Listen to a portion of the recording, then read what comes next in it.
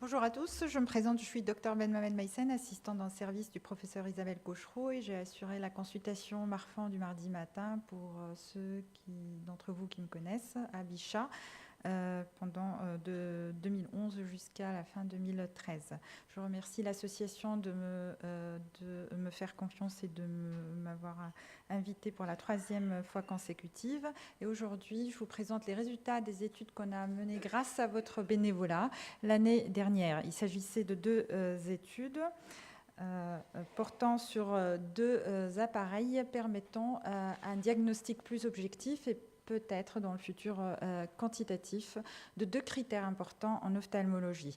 Les études, on en a fait des résumés, on les a soumis et ils ont été acceptés pour être présentés cette année à la Société française d'ophtalmologie qui se déroule au mois de mai et au prestigieux ARVO, Association of Research in Vision and Ophthalmology aux États-Unis, à Orlando, au mois d'avril. La problématique était un problème de diagnostic concernant les critères ophtalmo qui comportent un critère majeur, l'ectopie cristallinienne, et trois critères mineurs, les cornées plates, les yeux myopes et l'hypoplasie de l'iris, sachant que l'hypoplasie de l'iris n'est pas un critère pris en compte par l'association Marfan ici en France. En tout cas, il ne l'est plus. Alors, pour les cornées plates et les yeux myopes, c'est très simple. On a des appareils qui nous permettent de dire objectivement si la cornée est plate ou pas, la kératométrie inférieure à 41,5. Et pour la longueur axiale, il suffit d'avoir un échographe A. La longueur axiale normale étant de 23 mm, à partir de 25 et de 26, on considère que c'est des yeux myopes forts. Et donc on a une mesure objective et nul ne peut mettre en doute ces deux mesures objectives et ces deux critères. En ce qui concerne l'ectopie cristallinienne et l'hypoplasie de l'iris, ça reste des critères subjectifs dépendant de l'examen de l'ophtalmologiste et de son appréciation. Le problème se pose encore plus quand il s'agit d'ectopie mineure ou d'hypoplasie minime, de l'iris minime. Là, c'est une pupille, donc pour vous présenter mieux le problème, ça c'est une pupille normale, et ça c'est des pupilles de patients qui ont un syndrome de Marfan. On voit que on parle de correctopie, c'est-à-dire une ectopie de la pupille. La pupille n'est pas en position normale et ceci est dû à une atrophie diffuse de l'iris. L'iris, c'est la structure qui donne la coloration de l'œil. Et en fait, l'iris contient deux muscles. Un muscle sphincter qui permet le myosis, c'est-à-dire le serrage de la pupille quand il y a beaucoup de lumière, et la dilatation, c'est-à-dire l'ouverture de la pupille, donc l'augmentation du noir quand on est dans l'obscurité. Alors, l'ectopie, dans ce cas-là, on voit très très bien que la lentille cristallinienne est ascensionnée avec un bord inférieur qui est irrégulier. Donc là, le diagnostic est facile et simple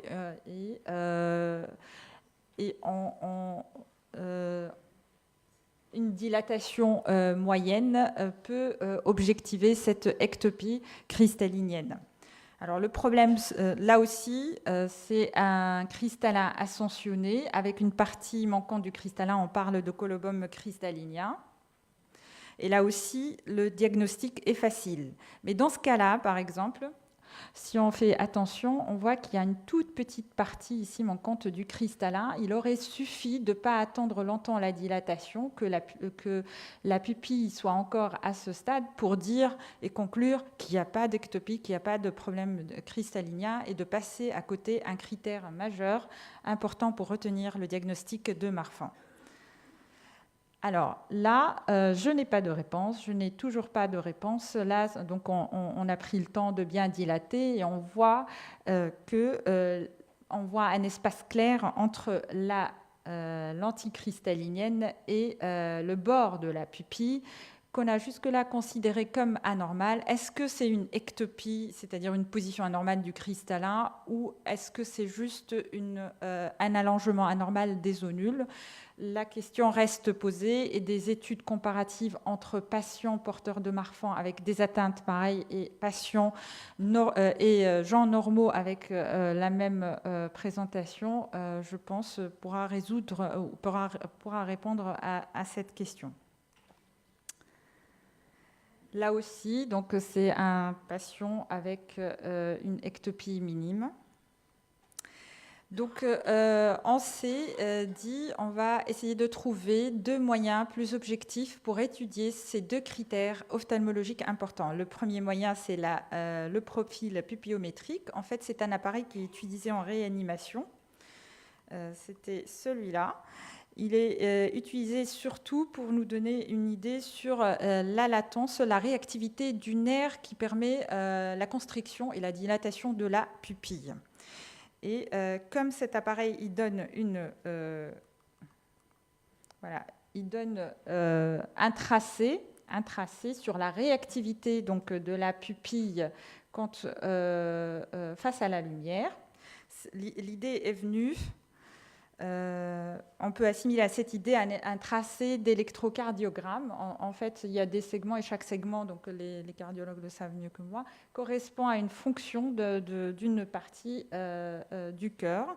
C'est pareil pour la pupillométrie, la courbe. Donc chaque partie de la courbe peut renseigner sur la réactivité du sphincter, du muscle dilatateur. Alors, sur ce tracé-là, c'est un tracé d'un patient sain, et sur ce tracé-là, c'est un tracé d'un patient porteur du syndrome de Marfan qui a été pris l'année dernière pendant cette journée-là. Donc, en tout, vous étiez plus de 65 bénévoles, porteurs du syndrome de Marfan et sujets sains. Alors, on a dû reprendre les dossiers avec vos noms, prénoms, date de naissance et regarder vos antécédents parce que c'était mené on va dire, à double aveugle, c'est-à-dire qu'on ne savait pas si les bénévoles étaient vraiment sujets Marfan ou pas.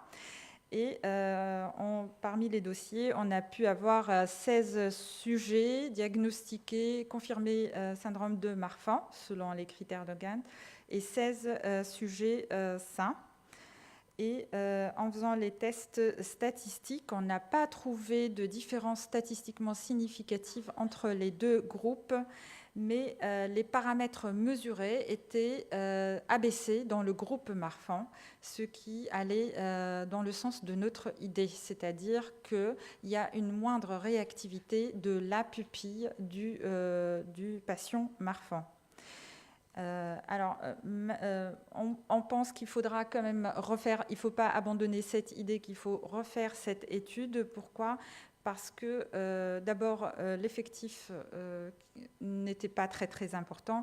Et puis, les bêta-bloquants, la plupart des Marfans sont mis sous traitement bêta-bloquant, ce qui peut modifier, dans le sens contraire de notre idée, les résultats des tracés.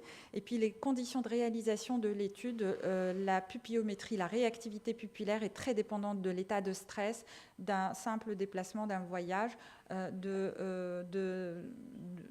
fait d'avoir fumé avant, du taux de glycémie, et puis de la présence ou non d'ectopie cristallinienne. Donc c'est une étude à conduire encore. Donc on en conclut que le profil pupillométrique pourrait aider de façon objective à reconsidérer ce critère mineur qui est l'hypoplasie irienne. En ce qui concerne le deuxième critère, qui est le critère majeur, l'ectopie cristallinienne, on sait que l'ectopie cristallinienne a des conséquences optiques. Ça correspond à des aberrations oculaires. Et c'est des aberrations oculaires internes. Nous, on les partage en aberrations oculaires externes correspondant à ceux dus à la cornée et internes à tout ce qui est en rapport avec les structures internes de l'œil. Alors, il faut savoir que l'idée vient du docteur Damien Gatinel, mon ancien chef de service, Et c'est une idée donc géniale. Et il avait conduit l'étude en 2008 et il avait montré que, par exemple, ici, il y a une toute petite ectopie très très discrète et il avait montré que le topographe pouvait objectiver des aberrations internes au niveau de cette ectopie. C'est l'appareil par lequel vous êtes passé l'année dernière. Ça ne prend même pas une minute, c'est pas douloureux, ça ne nécessite pas de dilatation et c'est très important. Donc il a pu détecter des aberrations optiques internes qui correspondaient en fait à une petite ectopie.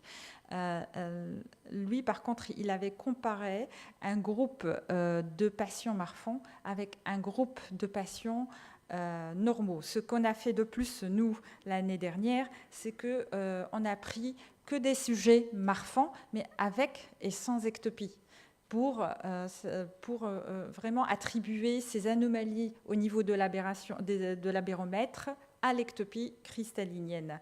Et effectivement, donc, si vous regardez les cercles rouges là au niveau des P, c'est des valeurs statistiquement significatives. Cette étude-là a montré qu'il y a une différence entre les patients porteurs d'ectopie cristallinienne et, dans le groupe Marfan et les patients, parce qu'on sait qu'il y a des Marfans sans ectopie cristallinienne, ceux qui ne portent pas donc d'ectopie cristallinienne.